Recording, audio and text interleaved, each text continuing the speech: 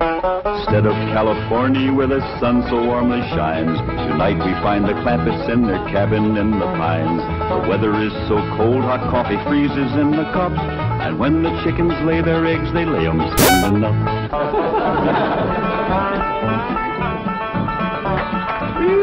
Doggy's gonna be a cold one tonight. Somebody better get ready to pry that sun up in the morning and get it started. Yeah, sure will be glad to get back to that nice warm mansion in Beverly Hills. It ain't no fun sleeping on this cold, hard floor. That's a fact. You think that's bad? You ought to try sharing a room with that wild daughter of yours. Well, leastways, you got a bed. That ain't a bed. That's a nest, a roost, and a den and a hutch all in one. Is them animal friends of Ellie's still coming in at night, Granny? Everything that can get through the window. Why don't you shut the window? Because I can't sleep without fresh air. Especially with that third party in bed with us. What third party? Ellie, can you come out here and bring your friend with you? Yeah, Granny. Don't you worry about it, Granny. I'll chuck it out. Whatever it is, you got to get your sleep. Granny? Your pa wants that polecat. Give it to him. Now, wait a minute. Don't point that thing at me. We don't want to get drove outdoors on a night like this.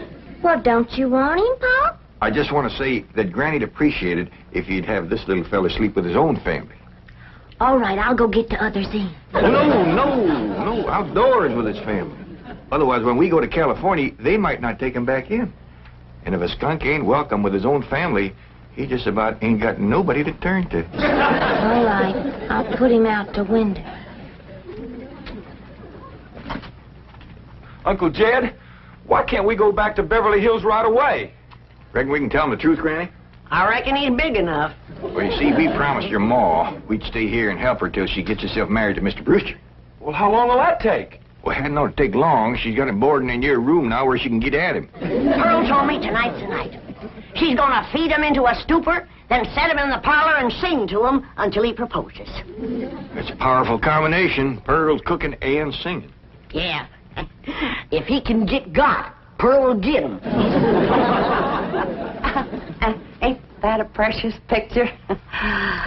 Niagara Falls, where the honeymooners go. I understand they're having special winter rates there now. I think I'd better turn in. I've got to get up awfully early. No. You sit down and relax. Jethrine and me's got a special surprise for you. It isn't food, is it? Food for the soul and the spirit. Music. What would you like to hear? Oh, anything you'd like to sing. Well, I'll just pick out something at random. Let's try this, Jeffrey.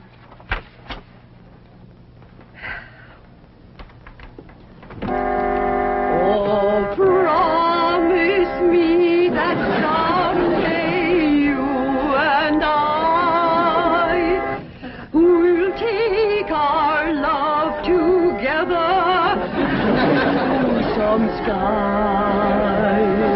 where we can be alone and faith renew.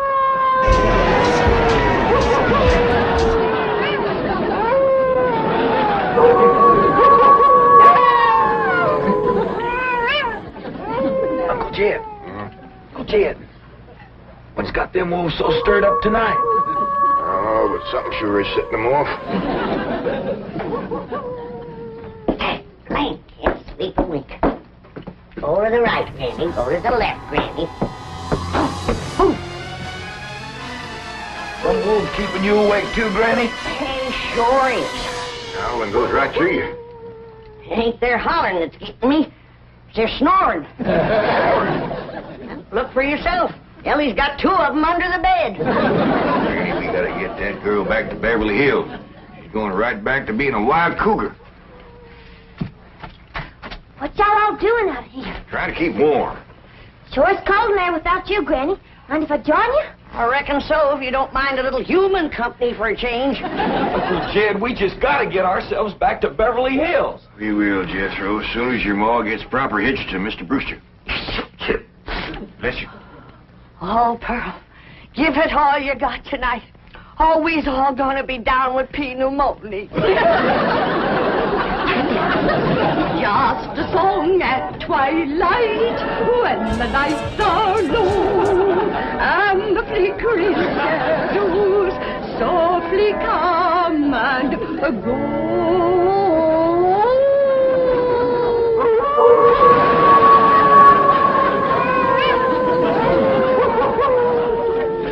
Home joy divine, home joy so pure, love ever faithful and love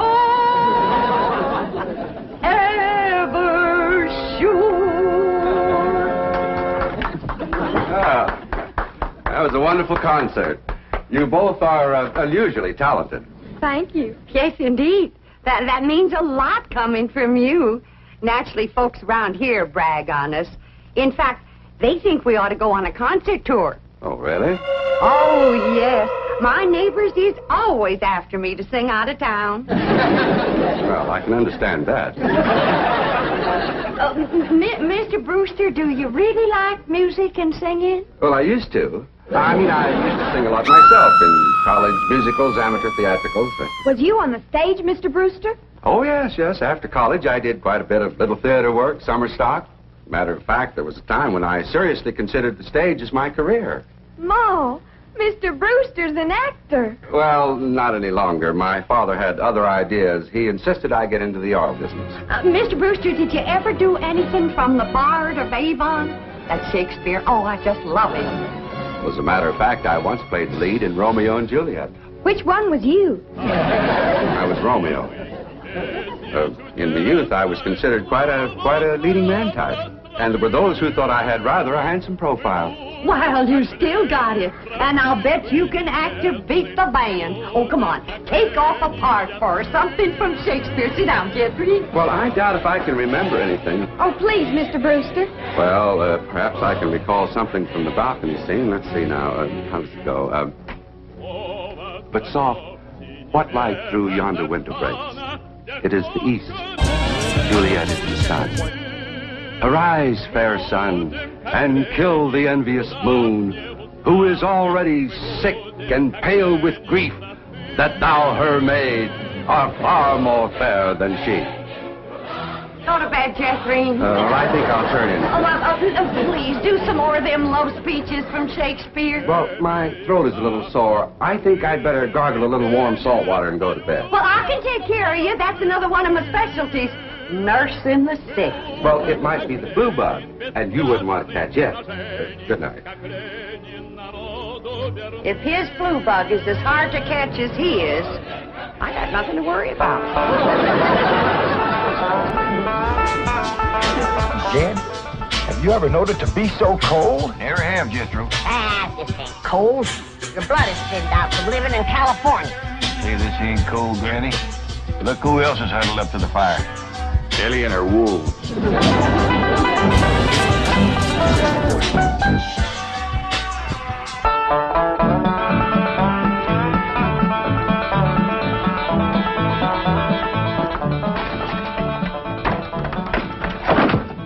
Still cold this morning, Granny. Cold? You call this cold? Why, I remember a winter morning that was so cold that when I went to milk the cow, the milk froze before it hit the pail. I had to break it off in sticks. Yes, sir. I carried a double armful of milk in and never spilt a stick. Gee, Granny, how'd you drink it? Bite on it? Nope. But you did. You're in a right good mood this morning. Jed, I got a feeling in my bones that Pearl got him last night. Oh, I seen Mr. Brewster's car coming down the road, and Aunt Pearl's with him. I told him, my bones is never wrong.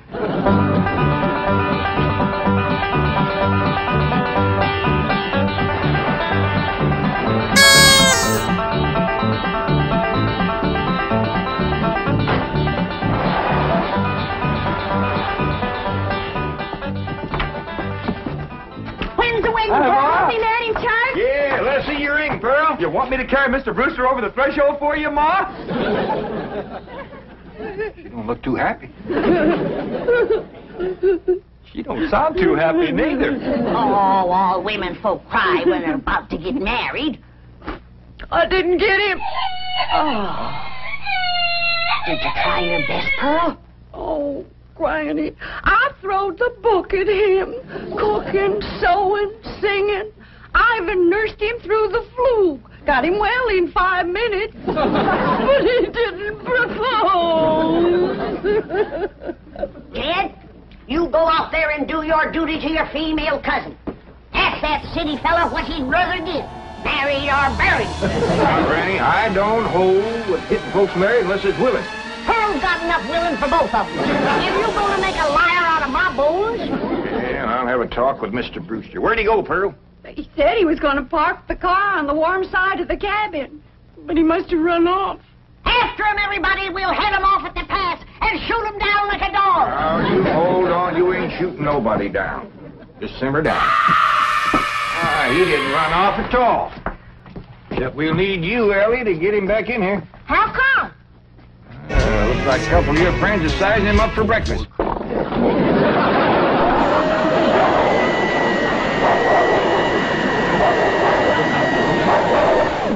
Well, in all sincerity, Mr. Crampett, your cousin Pearl is a very remarkable woman. It's just that, well, I don't want to get married. Oh, I understand that, Mr. Brewster, and I thank you for speaking the truth like a man, but my cousin Pearl has got herself a problem. Oh, what's that? Well, ain't no secrets in the hills, and everybody's dog knows that you've been boarding with her over at her place, and they all know she's had her cap set for you. Oh, I ain't blaming you, Mr. Brewster. Jed? Did he say yes? Can we come out now? Not yet a while, Granny. Well, if you're too chicken to shoot him, Ellie's got her wolves standing by. Mr. Brewster, in order to save my cousin Pearl from shame, I'm going to ask you to do me a big favor. Anything I can do? I want you to propose to her in front of somebody. But, And let her turn you down, of course. oh, I see. Of course, yes, that'll save face. Pearl will know that she's supposed to turn me down. Oh, sure, we'll have an understanding with Pearl. Now, the one I think you ought to propose in front of is Elverna Bradshaw. You know, Mr. Clampett, this idea of yours is quite inspired. Oh, it's just a notion. You see, Elverna is the biggest gossip in the hills. No, really, it's brilliant. It combines drama, pathos, suspense. It has a happy ending. Great third-act curtain. It's real theater. Of course, you'll have to be convincing, so Elverna will... Convincing? Why, I'll give a performance that the people of these hills will remember as long as they live. Well, just so that... When Pearl Bodine turns down my impassioned proposal of marriage, there won't be a dry eye in the house. Elverna, don't cry easy. Oh, well, now, surely you're not going to waste this dramatic scene before just one person. Well, I reckon Elverna's daughter... I've got it. I've got it. The movie house where Pearl plays the piano. You want to propose there? Well, it's perfect. Everybody in town will see it. I want to kind of shame you to be turned down in front of all them people. Well, it's just a performance. I've learned one thing in the theater. An actor always gives a better performance in front of a full house. Well, doggies, that sure is nice, sir. You? It's my pleasure, Mr. Crampett. Mrs. Bodine, Granny, come on in. Come on in, everybody. How about it, everybody? I reckon we better let Mr. Brewster tell you what's going to happen. Oh. Well, tonight at the movie house, Mrs. Bodine, while the whole town looks on, I'm going to ask you to marry me.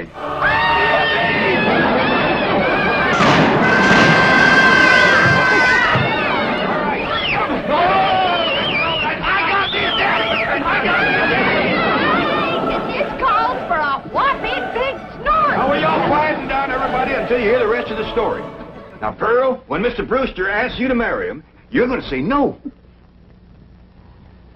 Not unless I'm as drunk as you are.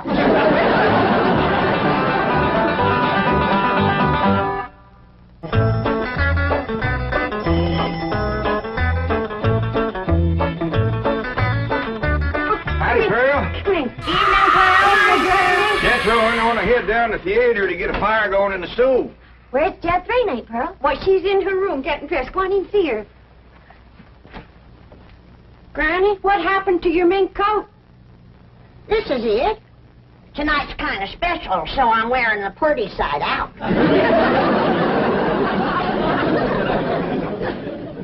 sure got you a pretty sight out tonight, Pearl. Oh, I tell you, Jed, I'm as nervous as if I was going to get a real honest-to-goodness proposal. And it would be real if your cousin Jed would do his duty and hold a shotgun on that fella, Brewster. Now, ladies, let's settle for what we got. This way, Pearl can come to California without nobody saying she left town in disgrace.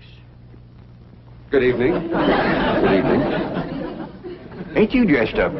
That boiled shirt makes your face look kind of dark. Well, as a matter of fact, I'm wearing a little theatrical makeup. Mrs. Bodine, how would you like some pancake on your face? How'd you like some sweet potato pie on yours? Fetch me some hot possum grease, Pearl, and I'll fling it on it. Now, ladies, you misunderstood me. Pancake is a type of makeup we use in the theater. An actor, like myself, would feel positively undressed without it. I thought you was oil man. Well, that's my business.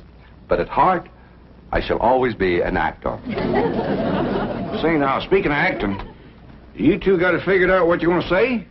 Oh, yeah, we rehearsed 12 times. Mr. Brewster will be sitting on the front row. And when the picture's over, he'll jump up and he's... Excuse me. I've been thinking about that. I believe it would be more effective if I made an entrance. Entrance? Yes, I'll come down the aisle. Oh, all right. And then Mr. Brewster's going to say, Mrs. Bodine, don't go to California with your cousin Jed. Stay here and be my wife. I've been thinking about that, too. After a big entrance down the aisle, that's going to seem like a pretty flat opening speech. Well, you just say what you want to say. All I got to say is, no, I won't marry you. That Homer winch, I'm going to hit him right in the head.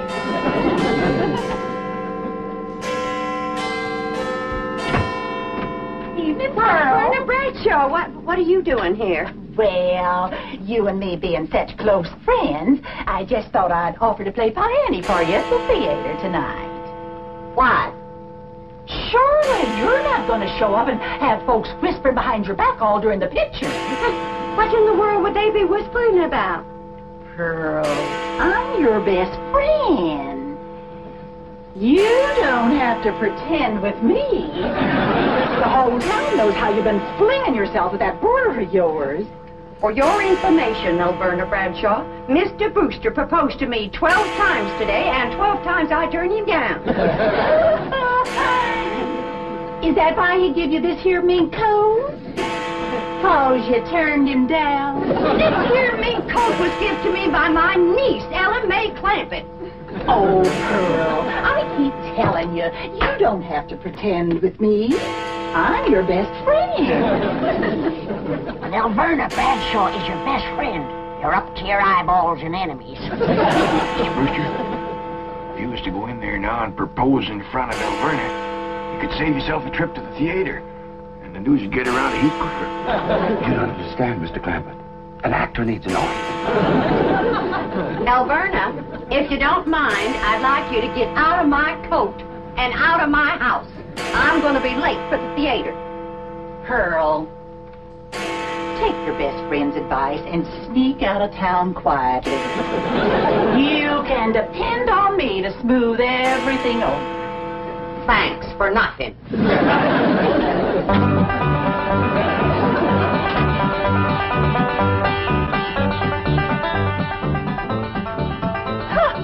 Farewell performance is right. I reckon she'll sneak out of town in a hurry if she ain't already snuck. Mind you, Pearl's my best friend, and I ain't one to talk, but...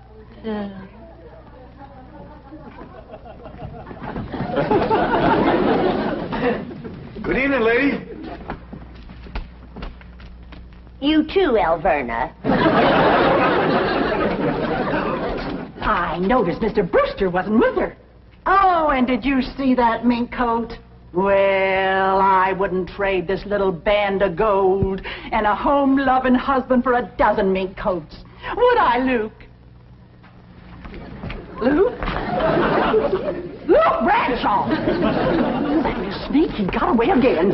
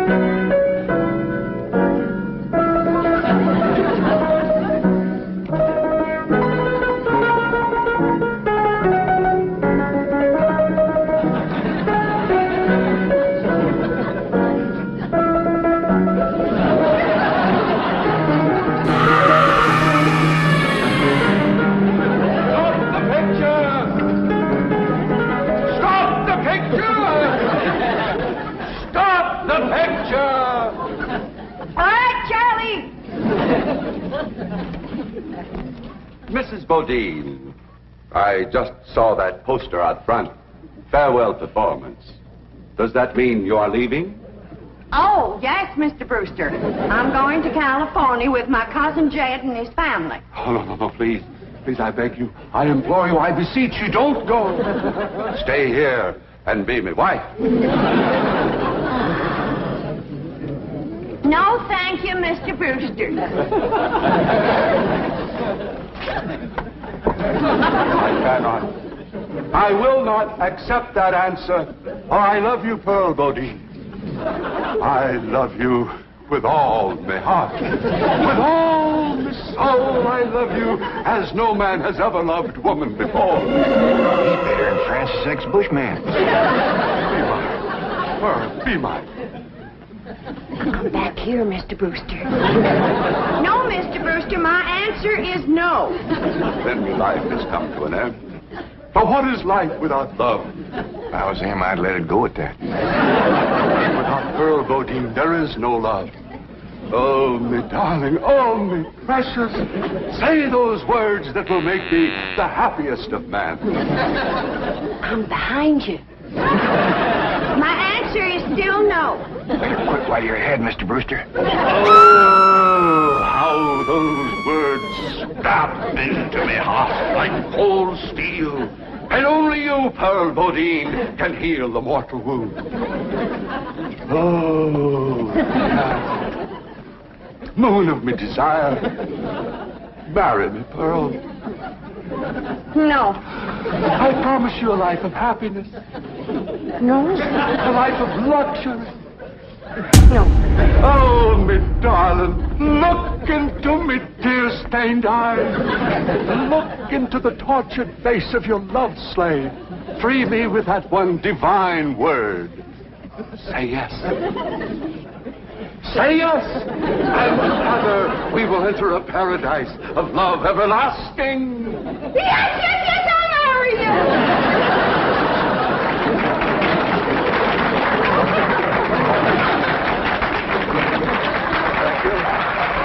Thank you very much.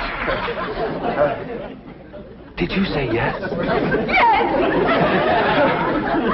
Go ahead and said yes. I was ready myself.